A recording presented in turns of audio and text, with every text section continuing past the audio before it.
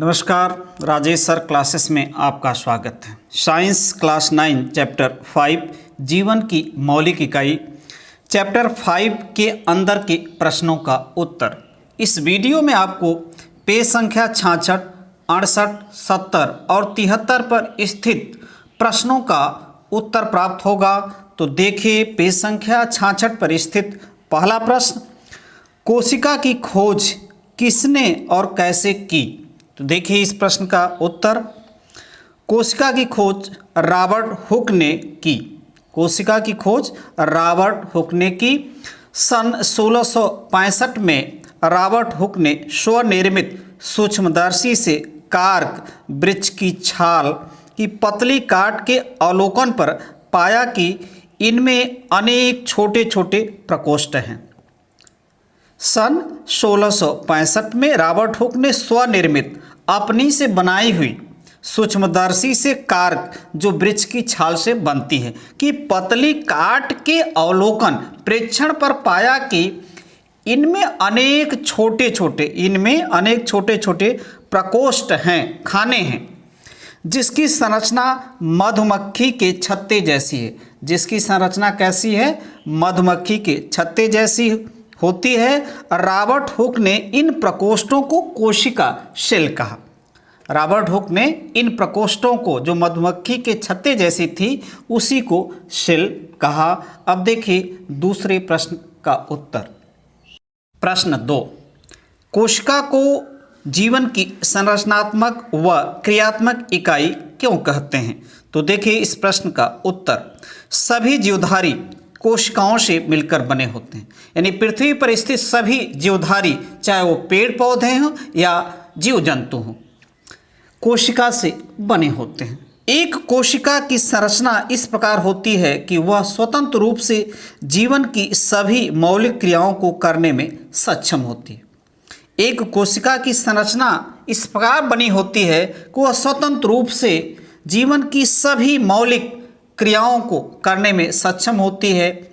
प्रत्येक कोशिका में विशिष्ट अंग होते हैं। प्रत्येक कोशिका में विशिष्ट अंग होते हैं जो विशिष्ट कार्यों के लिए उत्तरदायी होते हैं। जो विशिष्ट कार्यों के लिए उत्तरदायी होते हैं, यानी अलग अलग कार्यों के लिए उत्तरदायी होते हैं, जिन्हें कोशिकांग कहते हैं। हम जिन्हें कोशिकांग कहते हैं, अर्थात कोशिकांग जीवन की मूलभूत क्रियाओं को संपन्न कराते हैं। कोशिकांग क्या करते हैं? जीवन की जो मूलभूत क्रियाएं होती हैं, श्वसन, पाचन और निर्माण, विकास, सब संपन्न कराते हैं और जीवन सुचारू रूप से चलता रहता है। जीवन क्या होता है? सुचारू रूप से चलता रहता है। इसी कारण कोशिका को जीवन की संरचनात्मक व क्रियात्मक इकाई कहते हैं।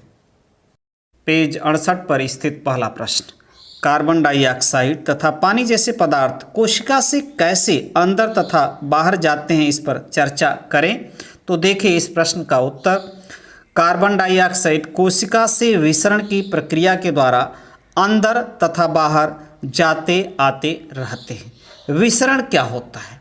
जब ठोस, द्रव, गैस के अणु अधिक सांद्रता के क्षेत्र से कम सांद्रता के क्षेत्र की ओर जाते हैं तो यह प्रक्रिया ही विसरण कहलाती है। तो उसी प्रक्रिया के द्वारा कार्बन डाइऑक्साइड कोशिका के अंदर और बाहर आते जाते रहते हैं। जब कोशिका के बाहर कार्बन डाइऑक्साइड की सांद्रता अधिक हो जाती है तो विसरण के द्वारा ये अंदर चले जाते हैं। तो विसरण के द्वारा क्या होते हैं? ये अंदर चले जाते हैं। और इसी प्रकार अंदर सांद्रता अधिक होने पर कार्बन डाइऑक्साइड बाहर आ जाती है। अब देखिए, पानी के अणु कोशिका के प्लाज्मा झिल्ली, वर्णात्मक पारगम्य झिल्ली द्वारा पानी में घुले पदार्थों की मात्रा के कारण अंदर तथा बाहर जाते हैं। पानी के अणु, जल के अणु कोशिका के प्लाज्मा झिल्ली, जिसे वर्णात्मक पारगम्य झिल्ली भी कहते हैं, द्वारा पानी में घुले पदार्थों की मात्रा के कारण अंदर तथा बाहर जाते हैं। अर्थात परासरण के द्वारा जल के अणु कोशिका के अंदर तथा बाहर जाते हैं। अब परासरण होता क्या है? परासरण में जल के अणु वर्णात्मक पारगम्य झिल्ली द्वारा उच्च जल की सांद्रता से निम्न जल की सांद्रता की ओर जाते हैं। यानी जो जल के अणु होते हैं वो क्या करते हैं, जहाँ सांद्रता जल की अधिक रहेगी उधर से कम सांद्रता के जल की ओर जाते हैं। अब देखते हैं अगला अर्थात दूसरा प्रश्न। पेज 68 पर स्थित दूसरा प्रश्न, प्लाज्मा झिल्ली को वर्णात्मक पारगम्य झिल्ली क्यों कहते हैं? प्लाज्मा झिल्ली कोशिका की सबसे बाहरी परत है। प्लाज्मा झिल्ली कोशिका की सबसे बाहरी परत है जो कोशिका के घटकों को बाह्य पर्यावरण से अलग करती है। बाहरी वातावरण से क्या करती है? पर्यावरण से अलग करती है। प्लाज्मा झिल्ली कुछ पदार्थों को अंदर या बाहर आने जाने देती है। प्लाज्मा झिल्ली क्या करती है? कुछ पदार्थों को अंदर या बाहर आने जाने देती है। यह अन्य पदार्थों की गति को भी रोकती है। नियंत्रित करती है।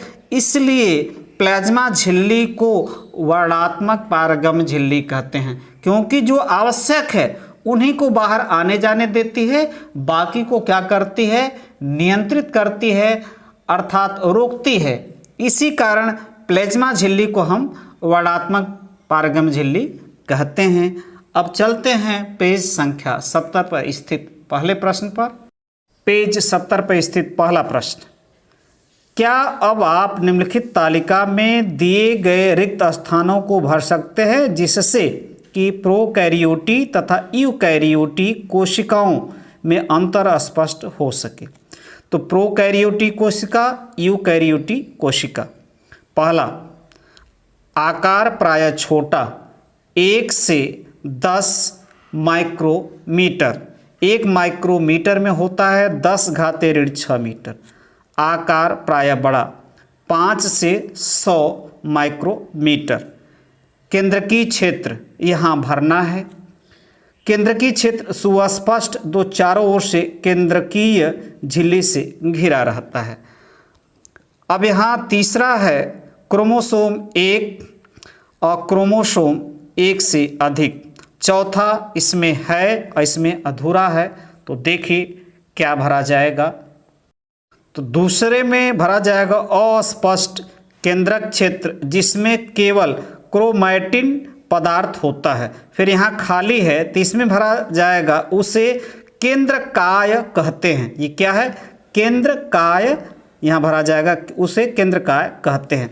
और इसमें देखिए जो यहाँ है, यहाँ अधूरा है, तो झिल्ली युक्त कोशिका अंगक उपस्थित।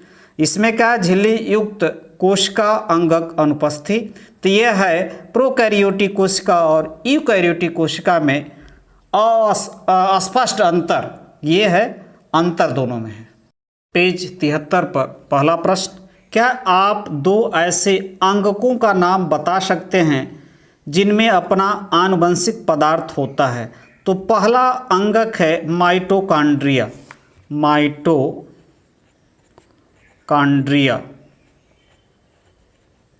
माइटोकॉन्ड्रिया जिसमें अपना आनुवंशिक पदार्थ डीएनए होता है। और दूसरा है प्लास्टिड।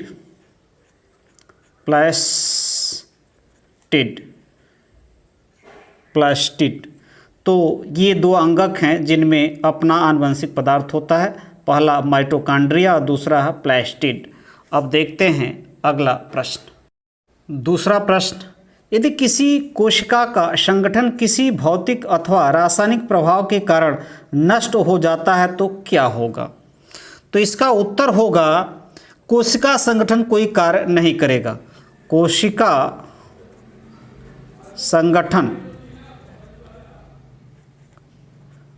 संगठन कोई कार्य नहीं करेगा।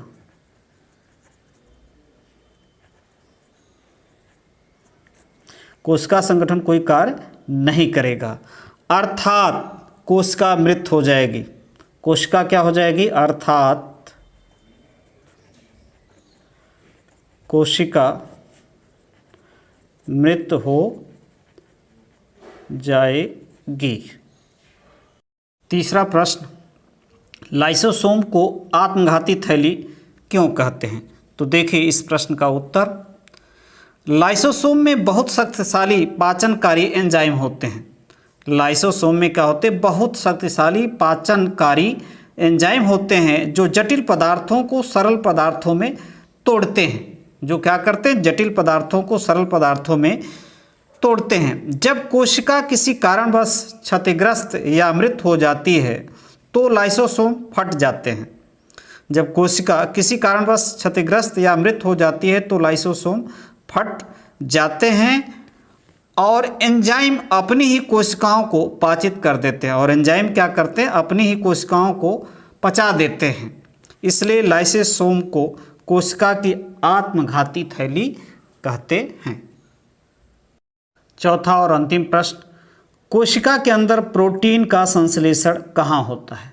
कोशिका के अंदर प्रोटीन का संश्लेषण कहाँ होता है? तो कोशिका के अंदर प्रोटीन का संश्लेषण राइबोसोम में होता है। और राइबोसोम में होता है। कहाँ होता है? राइबोसोम में होता है। कोशिका के अंदर प्रोटीन का संश्लेषण राइबोसोम में होता है। नमस्कार।